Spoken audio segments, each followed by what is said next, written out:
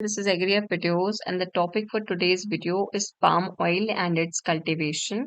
As we have known the fact that the exports from few countries are banned of the palm oil, we should know the importance of this palm oil and the cultivation and the status to which this oil is being produced in a country. So let's begin and discuss the all aspects of it in detail. So let's begin with the first point, which is palm oil being the most consumed vegetable oil in the world and even in India as well. If we talk about India, then 38%, approximately 38% of the edible oil being consumed is palm oil. Second, we have soya oil, then we have rapeseed and mustard, sunflower, and to name the few, then we have cotton, groundnut, and etc. Many oils are there. Now, this palm oil is being used in every industry, be it a cookie industry, be it a chocolate industry, packaged bread, namkeen, instant noodles, anything if you see household consumption, food services, many industries to name them. Even lipsticks also are being made which have an ingredient as palm oil in them.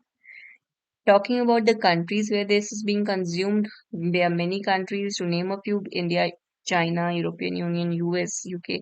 There are many countries. Palm oil is versatile oil because of which the need or the spread of this oil is to a large extent. So, what are those three important features that it has? First of all, it is semi-liquid at the room temperature. Second, it can be spread easily. It is resistant to oxidation. We can make the products last longer. It can withstand the higher temperatures. That's why making perfect for frying food. So these are all the benefits that palm oil provides, because of which it is being widely used in the industry. Now let's talk about the edible oil imports. If we say there has been a ban on the imports, so why is it that crucial? And what is the lane now to be which we have to follow? So we'll discuss that also in detail. If we talk about the imported edible oils, so out of the chunk that is being imported that we receive in our country, 8%, if we say the latest data, then approximate the major chunk is of the palm oil. Second, we have crude sunflower, then rapeseed, then palm kernel, and others. So maximum is the palm oil which is being imported as an edible oil. And if we talk about the overall edible oil consumption in India, so if the total stats say 21 is the total edible oil consumption, then of that 8% is the palm oil consumption. So it is that important to focus on the palm oil and its consumption. Now let's talk about some biological facts. As we know the uses, it is being used as a cooking oil. It was brought by the traders back in the early times. Now, if we say the derivation of this, from where this is derived, which part of the kernel or which part of the fruit is the derivation we get as a vegetable oil. So it is derived from the mesocarp portion, which is the red pulp of the fruit of the oil palm.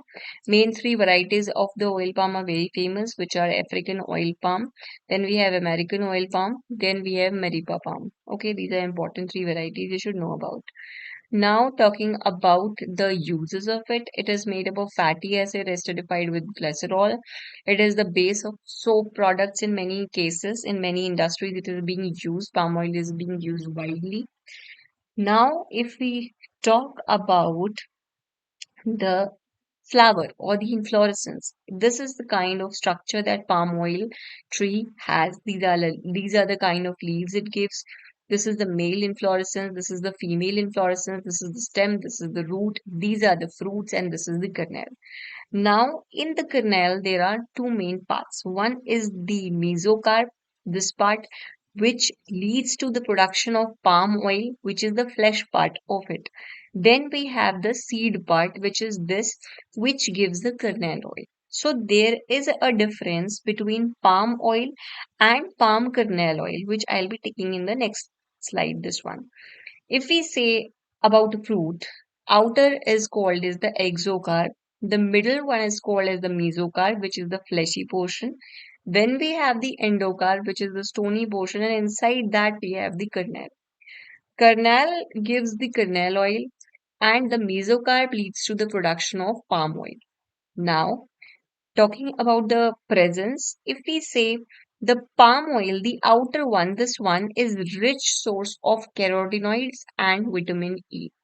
While if we talk about the palm kernel oil, this is very important and majorly being used in the non-edible industry, wherein it is being used in the soap, cosmetics, detergents formulation because it is more stable at higher temperature.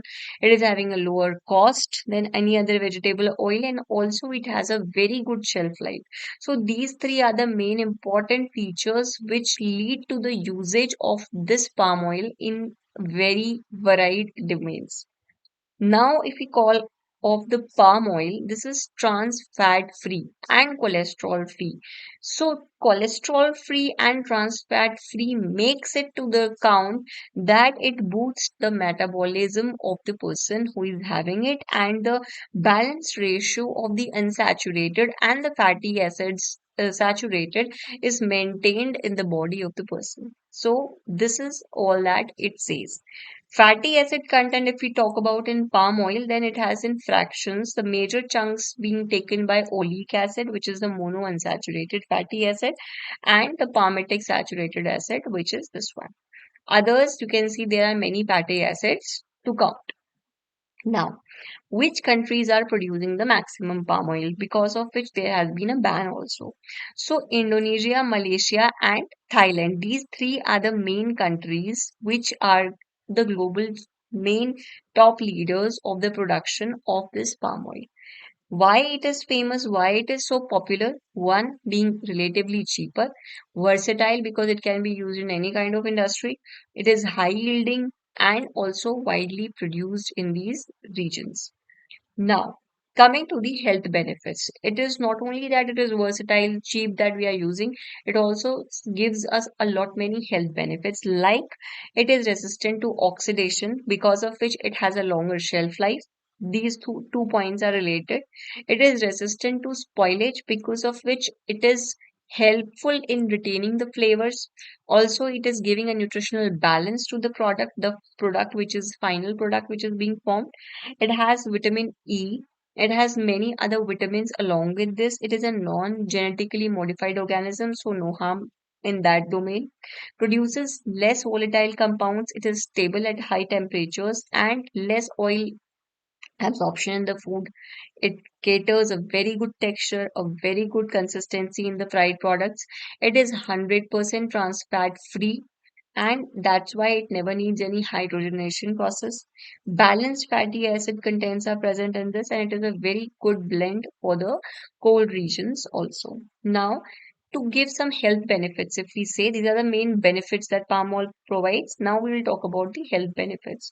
Talking about the health benefits, the major ones are basically vision, hair, vitamins availability. It gives zero trans fat, helps during pregnancy, contains unsaturated fatty acid. It has rich level of antioxidants, so that's why overall it is helpful for the body. But if you have to importantly remember three main points, then you can remember the very important 3 points as one being the boosting the hormonal balance. It is very important to balance the hormones in the body, and this oil does that. Then we have cardiovascular system is elevated, no risk of any much severe issues in this case, and prevent the vitamin deficiencies to happen in the body. So overall, it is very good. Now we need to know that what all places in India do we have as a potential, so that the cultivation, if possible, can be exploited or can be seen through. So there are many places, major being these three. Andhra Pradesh, this has a potential of 400,000 hectares of area.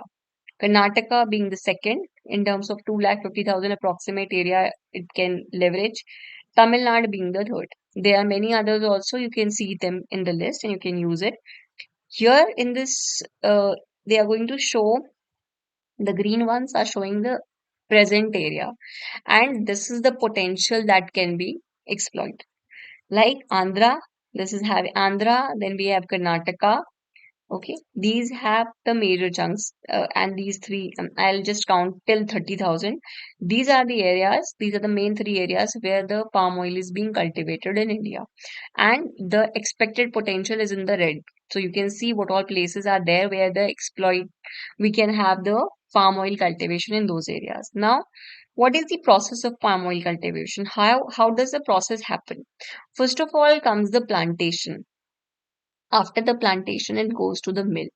Now, in the mill, what happens is palm fruit is taken and separated into different parts, wherein the flesh part will go through the oil pressing, and then we'll have the crude palm oil with us. There will be events like degumming and bleaching, followed by deodorization, wherein we'll be having the fatty acid distillate to the count. Then it will be processed to form the palm oil, which will be an RBD palm oil, followed by fractional distillation and the means wherein we give out the different components which are required. Stearine is coming here and olein is coming here. You can see in the picture.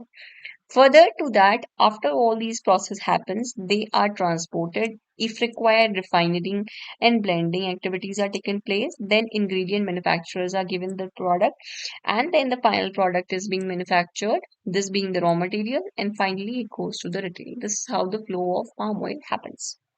Now, there are a few concerns also in this cultivation. One being the basic deforestation, climate change, because it is a beneficial business, so people are clearing the forest and majorly following the palm oil monoculture activity, which is not good for the environment and the natural habitat. Second, it is resulting to the species loss in that area, especially animal extinction in terms of orangutan. Sumatran orangutan, a very important prominent species, is under the listing of critically endangered and is a very great threat because this kind of activities are leading to the loss of their habitats. Then child labor and poverty is a very important and emerging issue there, which because children are being employed in this, child labor is being taken in the cultivation process. So this has to be taken care of. For this, all the points that are being covered here, there has been a roundtable of sustainable palm oil, which is called as the RSPO, which is a global initiative where multi-stakeholders have come up together. From 2004, they have started the formation of this association, wherein now they are focusing on environment-friendly and society-based sustainable cultivation of palm oil. There are 8 principles which the growers need to be following to get this RSPO certification. What are these 8 points? One is they should be transparent. From the growers to the millers, there has to be a transparent chain where no activities like uh, child labor or any activity which is not applicable by law or regulation should be committed. Then committing long-term economic and financial viability, you should see that. Then appropriate best practices for both the growers and the millers are to be taken care of. Conservation of environment, considering the employees, then making new plantations and committing to improving the key areas of the activity. These are all are the areas which are taken care in this palm oil cultivation process. I hope the content was good. You liked the content. If you liked it, then please do press the subscribe button. Please do subscribe to my channel. You can also join me in my Telegram channel. Also, I'll post the link of that. You can click and go on adding to your knowledge in that case. If you like the video, please do like it, share it with your friends, share some feedback if you have in the comment box below. Thank you so much for watching.